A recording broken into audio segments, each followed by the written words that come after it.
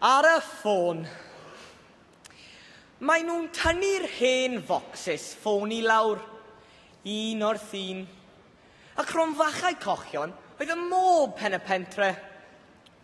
Mai dim ond lle i un oedd yn ddyn nhw, fel bocs ffôn Doctor Who, roedd yn ryfedd faint o hogia allai glistfainio, a faint o genod allai hel nhw i gario clecs, a chwerthu gysana i lawr y lain, can yn cysgod mewn cawod law a chornel ar noson ddi-lead. Ac ar glaw melyn y llyfr, roedd cyfle i dorri enw a chariad cyntaf.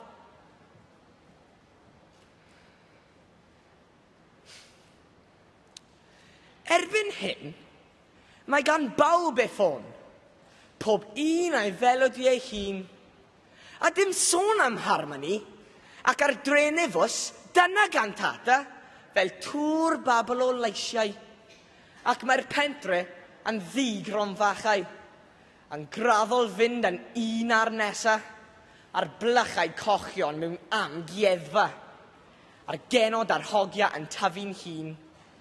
Heb le i rannu gyfrinach, pob un wrth o'i hun, yn pwyso ar ei ffôn.